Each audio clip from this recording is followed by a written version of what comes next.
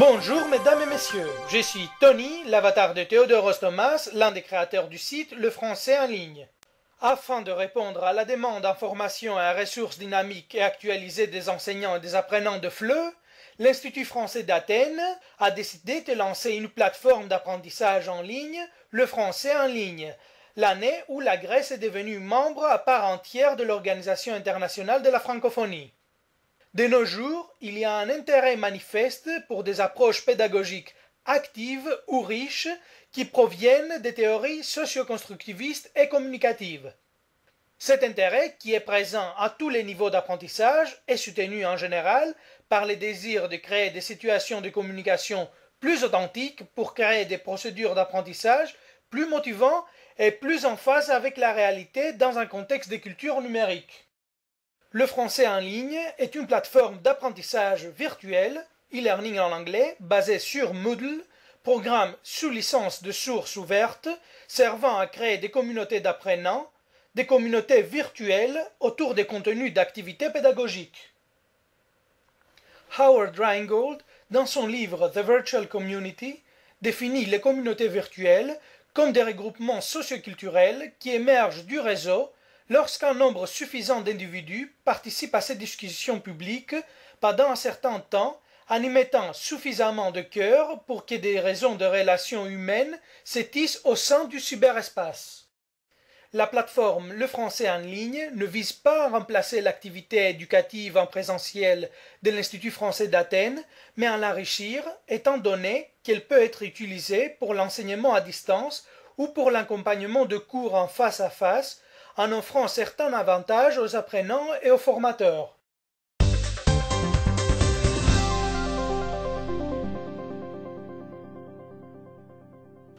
Avantages pour les apprenants. Facilité d'accès à des ressources de qualité en limitant les contraintes géographiques. Gain de temps et flexibilité. Facilité d'accès à l'apprentissage tout au long de la vie. Individualisation de la procédure d'apprentissage et centration sur l'apprenant. Création de groupes ayant des intérêts communs, d'une communauté qui échangera des ressources et qui s'entraidera sur une grande échelle à l'aide de forums ou de chats. Les apprenants et surtout les enseignants de français langue étrangère ont la possibilité d'interagir avec des francophones du monde entier.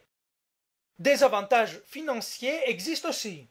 Les enseignants de FLE, habitant en province, ne sont plus obligés de voyager, de dépenser de l'argent pour l'hébergement, et de plus, ils peuvent continuer leur activité professionnelle sans dépenses inutiles.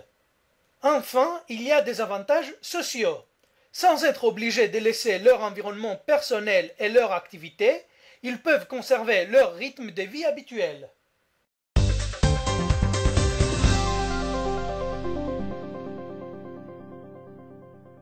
Avantages pour les formateurs.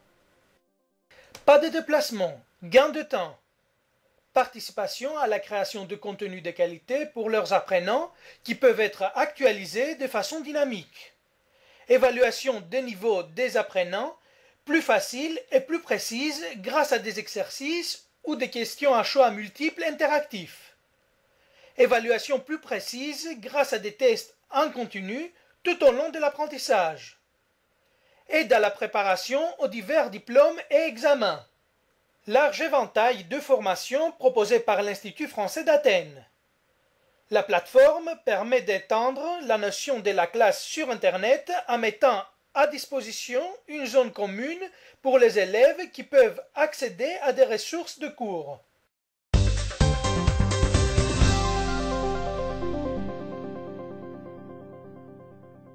Philosophie. Un tel système de formation électronique est aussi appelé dispositif de formation ouverte et à distance, ou, de manière plus académique, environnement d'apprentissage médiatisé. Il favorise une approche socio-constructiviste qui, selon Schneider et Class, est une conception de l'apprentissage qui met en avant, d'une part, l'importance d'une construction des connaissances basée sur ce que l'apprenant sait déjà, et d'autre part, l'interaction de l'individu avec son environnement social. Cette plateforme, alors qu'elle combine les aspects d'un système d'apprentissage, Learning Management System, et les aspects d'un travail collaboratif n'est pas seulement basé sur des principes qui excluent d'autres approches adaptées aux besoins d'une situation d'enseignement précise. Autrement dit, il est tout à fait approprié d'utiliser une pédagogie traditionnelle et plutôt transmissive lorsqu'il s'agit d'apprendre des simples faits ou encore des procédures de base indispensables à la résolution de problèmes plus complexes. Le constructivisme donc propose que la connaissance soit construite dans l'esprit de l'apprenant et non transmise de manière statique via des livres ou des formateurs.